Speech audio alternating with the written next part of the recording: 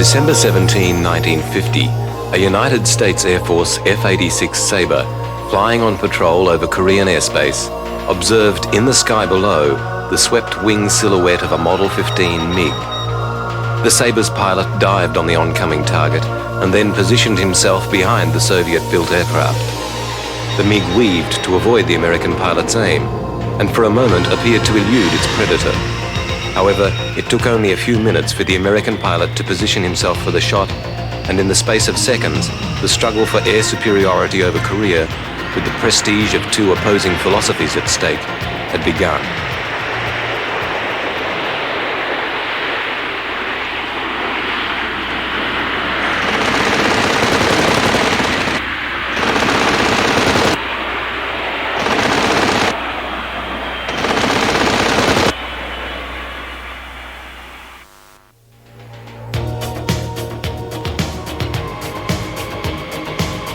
The history of jet-powered fighters actually goes back to before the Second World War.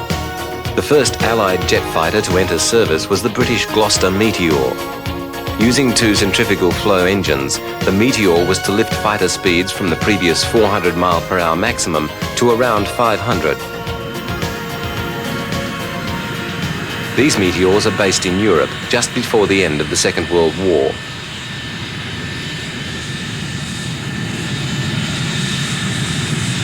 They're obviously of great interest to the American airmen, as the United States Air Force did not have an equivalent in service at the time.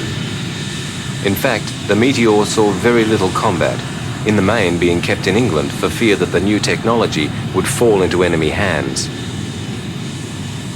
It was, however, vitally useful for shooting down the V-1 weapon fired against Britain, a role where its great speed had a major advantage.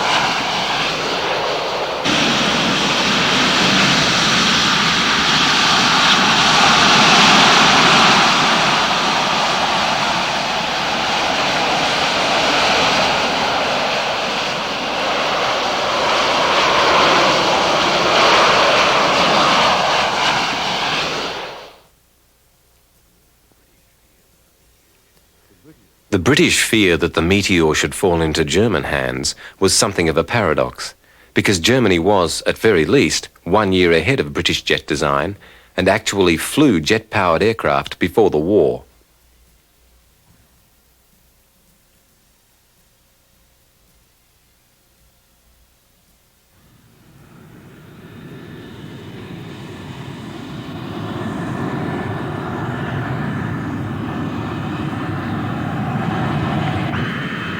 Here, a young German pilot is given some last-minute advice before his first jet flight. Without doubt, the Luftwaffe's most stunning success was this plane, the Messerschmitt 262, an excellent aircraft powered by two axial flow jet engines, which actually made it faster than the Meteor. Also, it employed a successful aerodynamic shape, and later models were intended to utilize a swept wing philosophy which German engineers were at the time developing. Over 1,500 262s were actually built, but on Hitler's personal insistence, many of them were committed to a bomber role, in which the Swallow, as it became known, was by no means best utilized. Later, and at first unofficially, German High Command allowed the 262 to be used as a fighter. In the short time that it was used in the fighter role, the 262's devastating speed caused havoc amongst Allied bombers. Unfortunately for the Germans, the 262 came just too late to save the Third Reich, but it did give the Allies another insight as to the possibilities of jet development.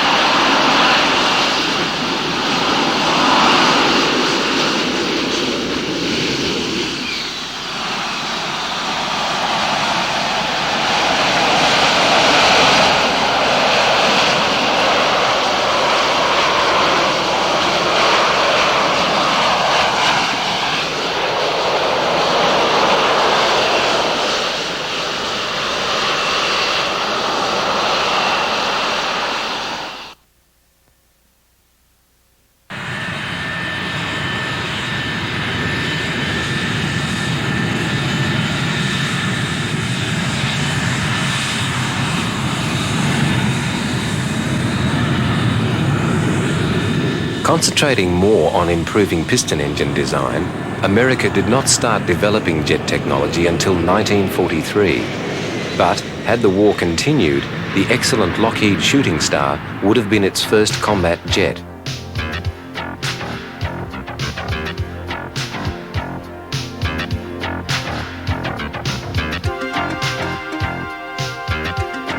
This is a photo reconnaissance version, but the basic fighter, which saw service for many years, was very much the same.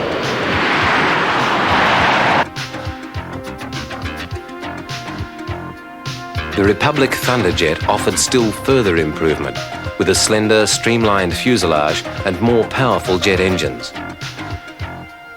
But both the P-80 and the P-84 used the straight wing design, which really was very little different from the shapes employed in World War II.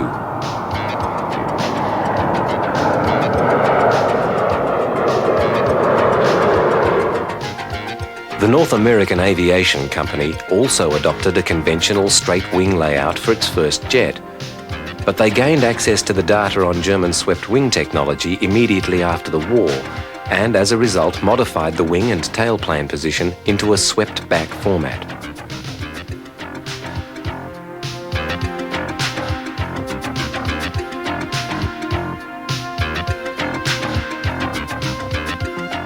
The P-86 Sabre, as it became known, was ultimately also to incorporate many other advanced features, like the all-moving tailplane, automatic slats on the wing, and powered air brakes. But most important of all its features were the swept surfaces, which enabled higher speeds to be obtained by reducing air resistance.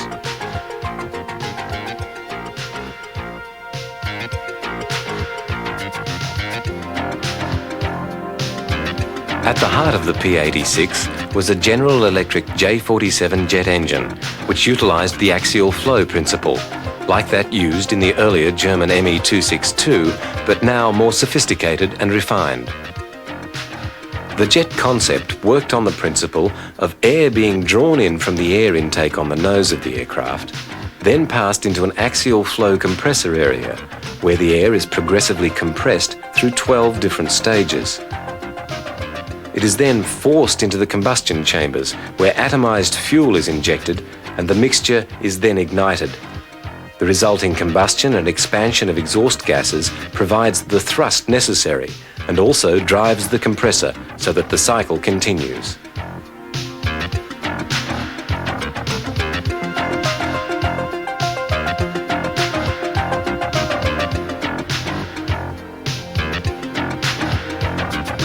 The thrust produced by the jet engine technology was something that ground crew also had to come to terms with. No-go areas were declared, in front of the engine intake for fear that personnel would be sucked in, and at the rear of the jets because of the phenomenal blast.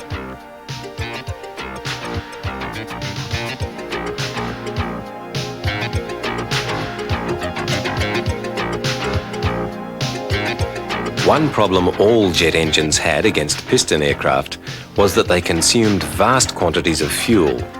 And in a small area such as a fighter's fuselage, every square inch of available space is dedicated to this all-important commodity. The Sabre, like many other fighters, also employed drop tanks to provide extra kerosene.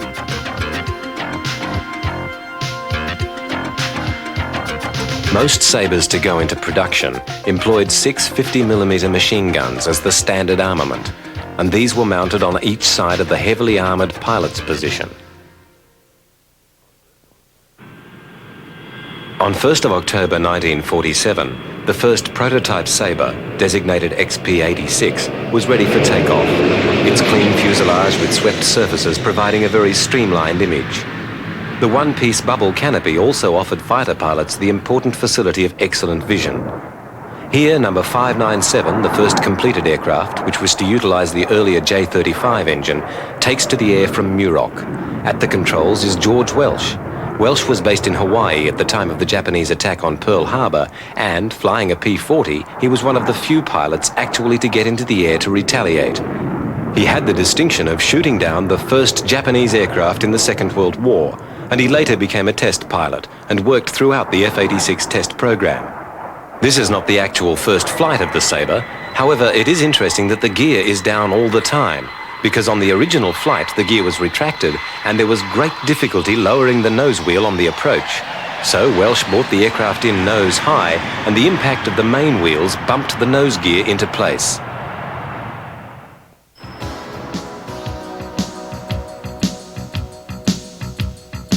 Production of the Sabre was planned long before the prototype's first flight.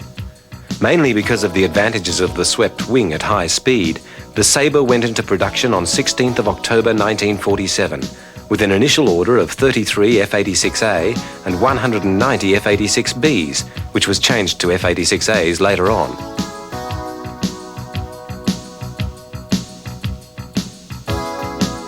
From the moment a pilot pushed the external switch to operate the powered canopy, he was stepping into a new world.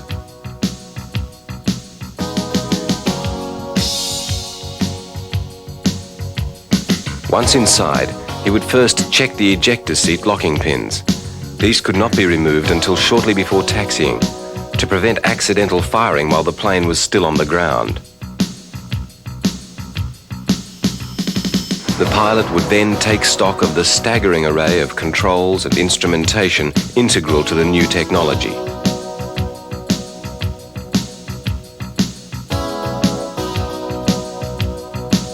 The management of a Sabre was a far more complicated business than just the stick and rudder techniques required of pilots of earlier planes.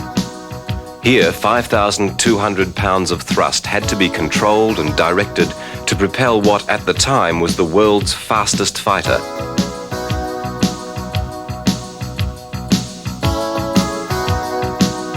George Tower, this is Air Force 184 requesting taxi clearance, over. Air Force 184, this is George Tower. Traffic southwest, cleared to runway 21 right.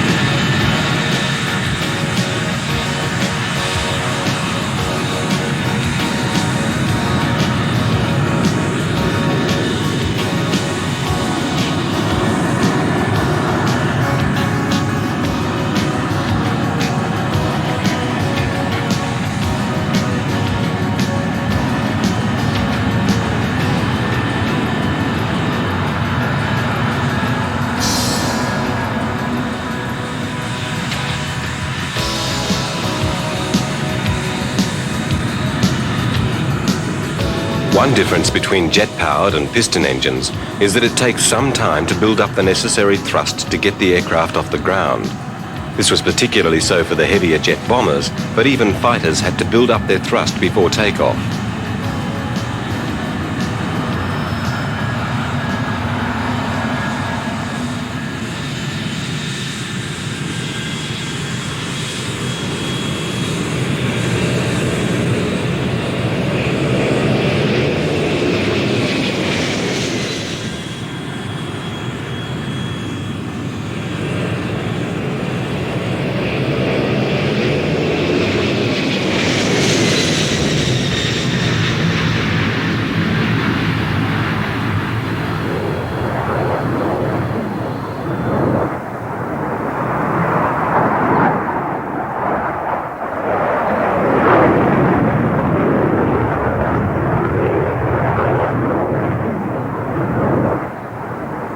If you look carefully on this shot, you can see the automatic leading edge flaps open, which would give the pilot more control at low speed.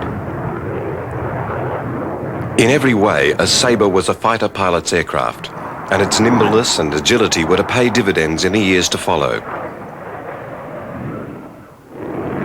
At this time, the Air Force's designation P for pursuit was replaced by the more apt F for fighter, and the Sabre became the F-86.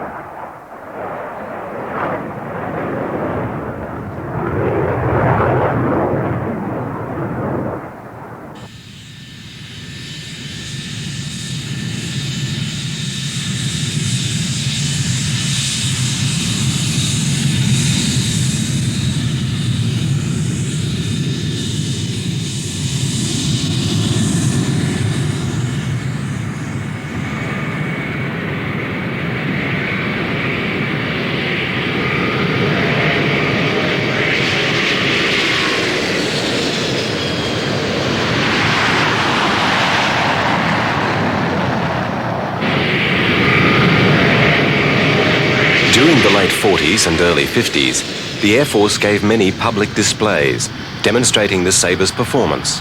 And sometimes as many as 80 aircraft would fly in complicated formations, demonstrating aerial skills.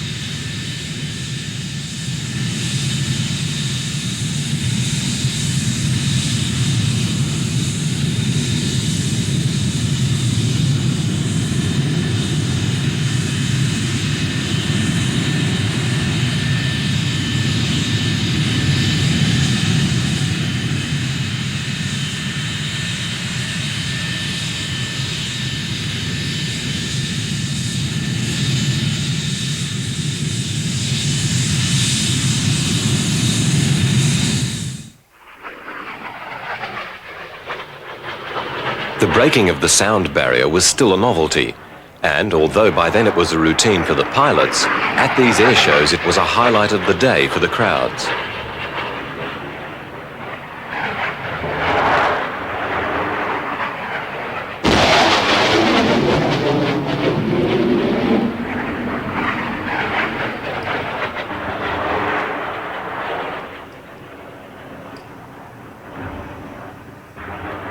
Public confidence in American air power was vital because in 1949 the Soviets demonstrated a lethal combination. Russia had copied the American B-29 long-range bombers, which could, on a one-way mission, reach the US. Worse, they had successfully detonated an atomic bomb, and America had lost its nuclear monopoly. This, coupled with a rapid deterioration in the relationship between the two nations, was a source of major concern.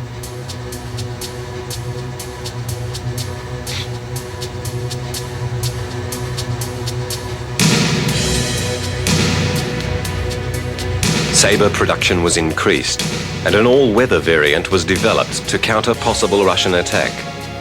This was the F-86D Sabre Dog. The aircraft utilized a sophisticated radar scanner mounted over the nose to locate enemy bombers in all weather conditions and even at night. It also used a rack of unguided rockets mounted in the fuselage, as these were considered a much more effective armament against attacking Russian bombers.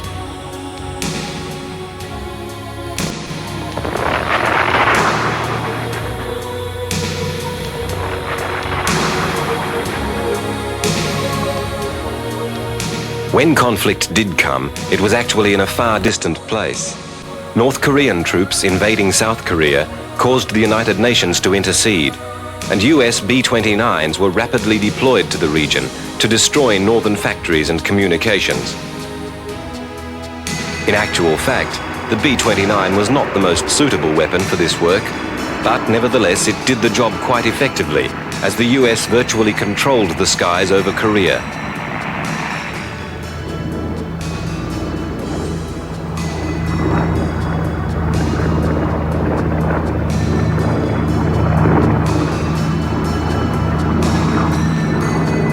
Then, on the 1st of November 1950, American pilots were stunned to see the first Russian-built MiG-15s. These aircraft were way ahead of anything the Soviets were thought to have developed, and B-29s, even with their defensive armament, were no match for these brilliant, stubby Soviet fighters. To counter the threat, the Pentagon ordered F-86s to be sent to Korea, and thus began the MiG versus Sabre contest.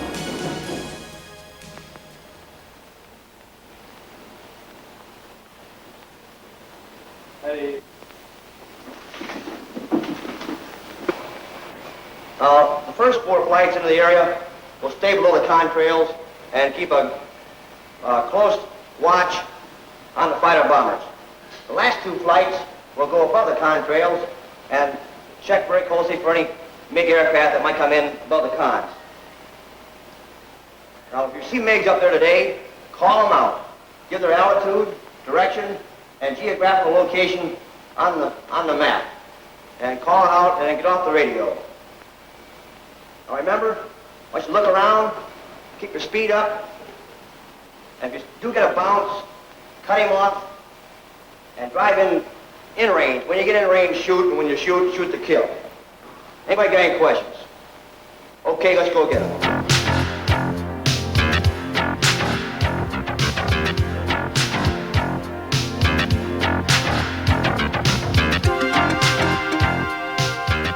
After briefing, each pilot would methodically check his aircraft, knowing that his life would hinge upon its efficiency as well as his skill.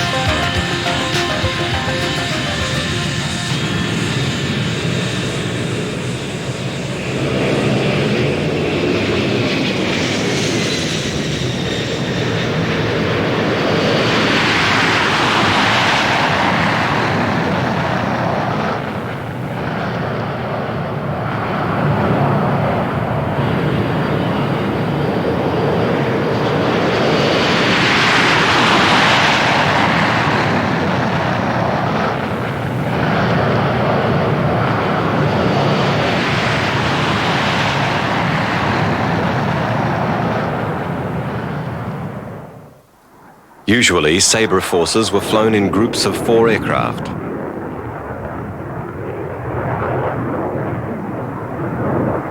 Tiger lead, Tiger 2 here. I got a couple bogeys out there with 1 coming around at 2 level. Roger, boy, I got up.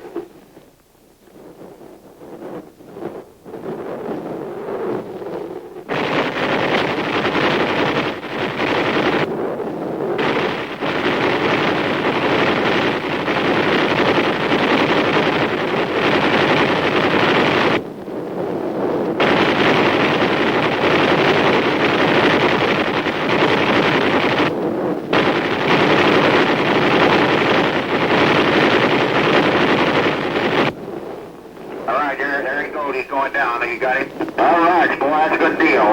Watch it. We got 4 of them coming in here on us at 7 o'clock. Hang on. Roger, Reed, we got 2 down here more at 3 o'clock position. I haven't done it, go ahead, take it, and I'll cover you. All right, I'm going in now. Okay, you're clear. Go ahead, go ahead. Roger, I'm clear. We're going to start fire now. Are you still clear? All right, look at them chips off of him. Okay, he's down, boy. You got him too.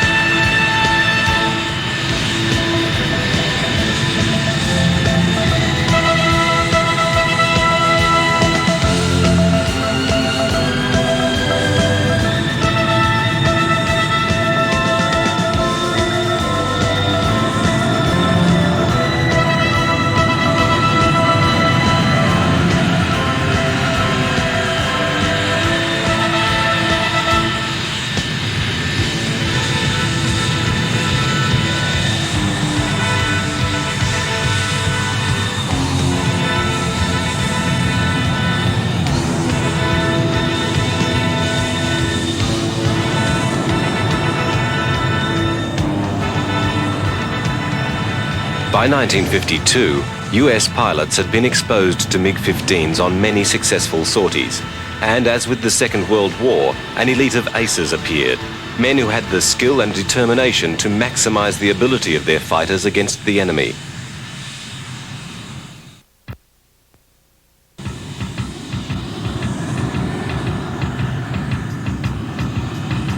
One of the US aces was Colonel Gabreski. Gabreski came to Korea already an ace after flying Thunderbolts during the Second World War, but his reputation was to be enhanced even further as a MiG killer. The skill and experience of the American pilots was vital, because the MiG itself was by no means a poor plane.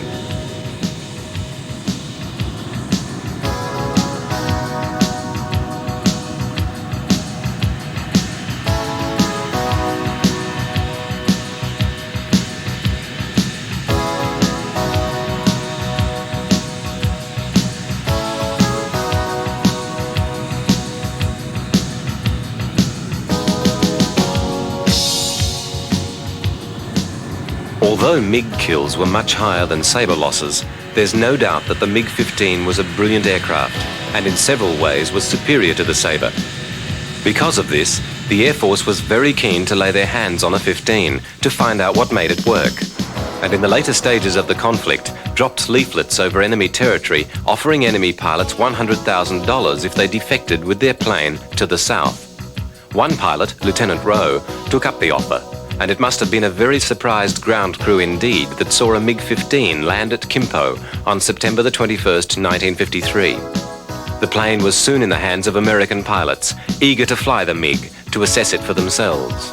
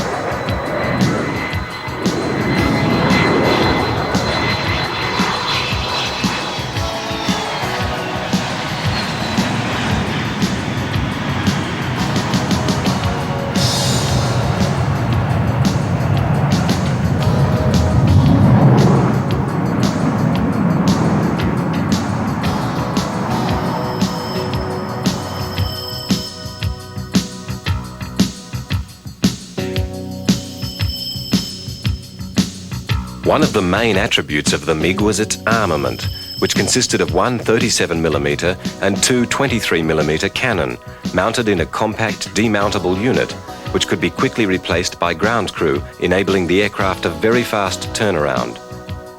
The borrowed MiG, as it became known, was obtained complete with ammunition, and therefore it was possible to test its firing power.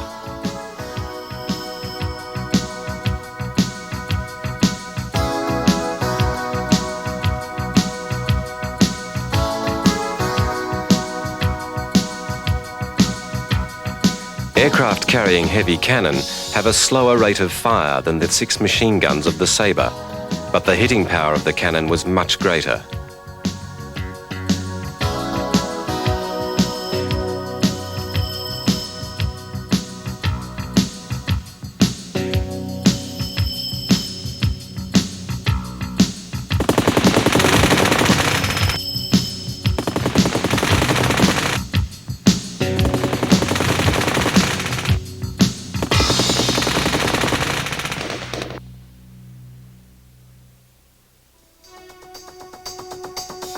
The MiG's armament encouraged the US to develop a combination of 4 20mm cannon for the Sabre to replace the 6 50mm machine guns.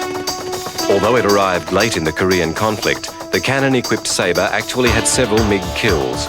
But for most of the campaign, it was the machine guns, with their high rate of fire, that would bring down the MiGs.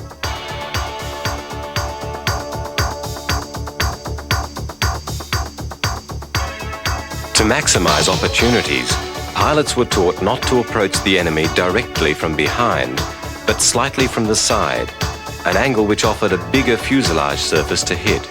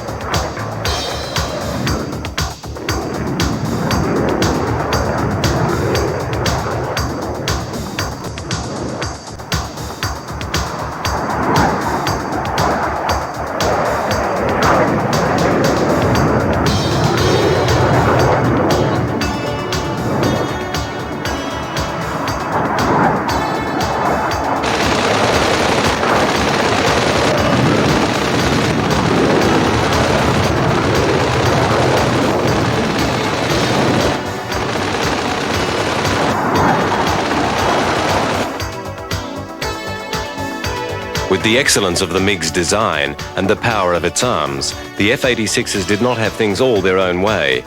However, the excellence of the original Sabre design and its sturdy airframe held it in good stead. Many aircraft returned home bearing the results of incredible damage and yet still flying, a tremendous credit to North America's craftsmanship.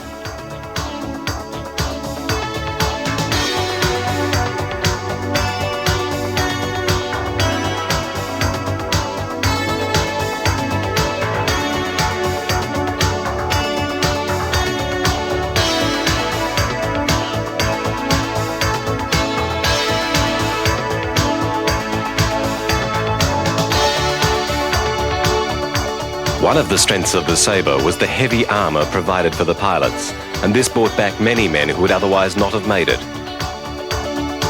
As the Korean conflict proceeded, American aces were sent back to train new pilots in the ways of the 86 in combat. This policy of experienced pilots passing on their skills to younger men was the other half of the American formula which won the Korean air conflict.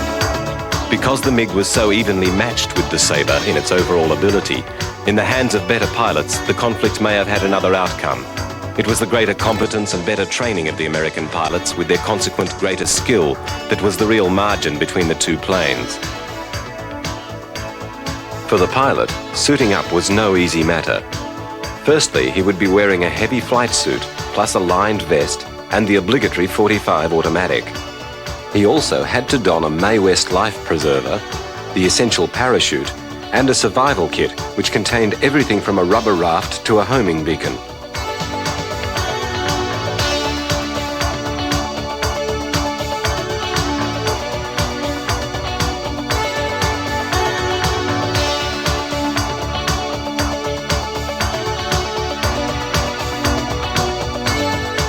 By the time he was sitting in his Sabre, complete with helmet and oxygen mask, he must have felt almost an integral part of the plane. To some extent, this was symbolic. because it was the bonding of man and machine that made the US fighters so effective during the Korean campaign.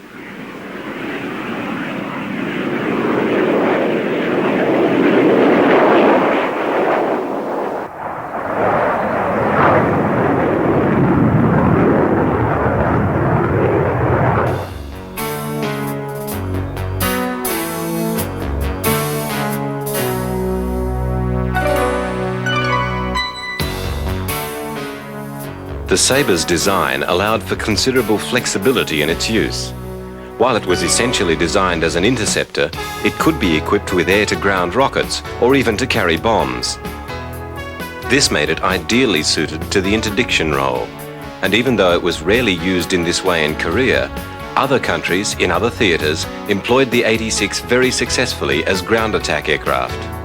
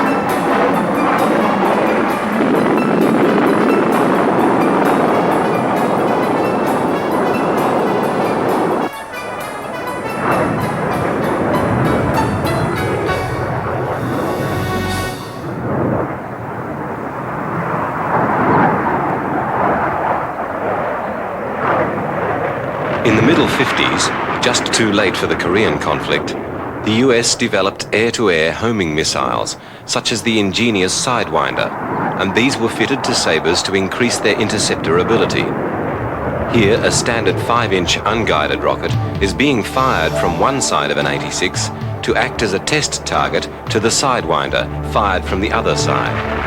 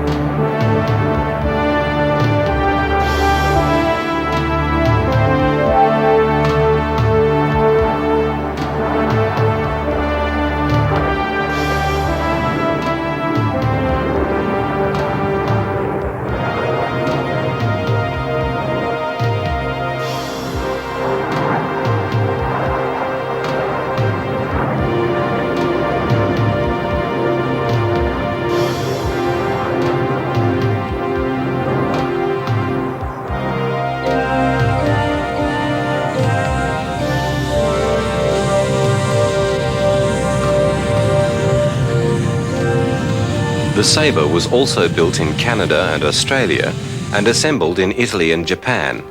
But perhaps the most interesting development was from Australia. The Royal Australian Air Force had a requirement for an upgraded Sabre, and the Commonwealth Aircraft Factory totally redesigned, strengthened and lengthened the fuselage of the 86 to incorporate the same Avon engine that powered its Canberra bombers.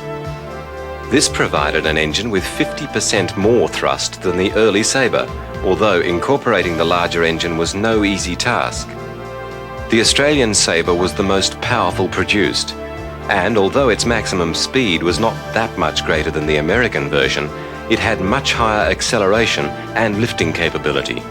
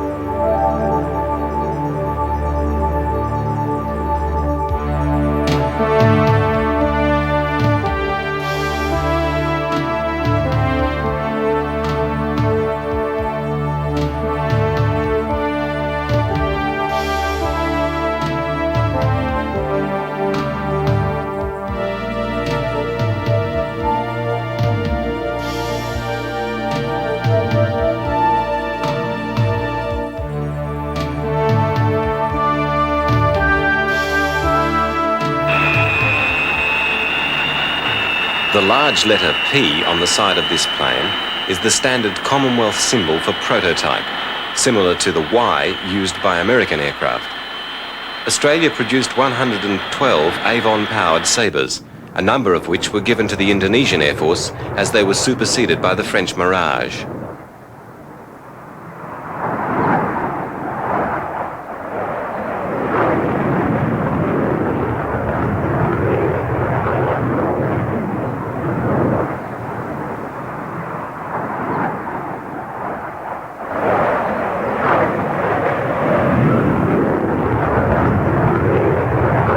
By the early 1960s, the Sabre, still in service with many different countries, was starting to age.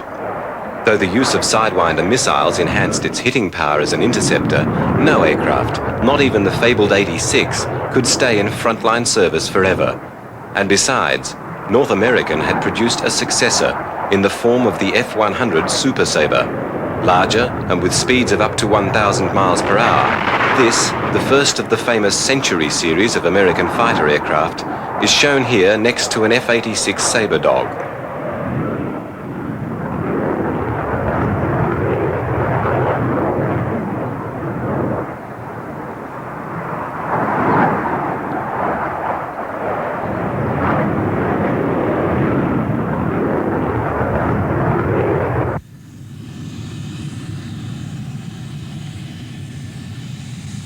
In the early 60s, the Sabres were progressively transferred to the Home Guard.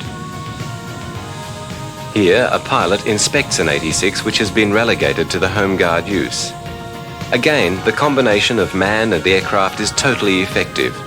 The skills and experience of a combat veteran are not lost to the nation, and neither is the investment that it originally made in such a well-built and long-serving aircraft as the 86. For many years after it was replaced in frontline service, the Sabre, in the hands of the Home Guard's skilled and dedicated aircrew, provided a second line of defense.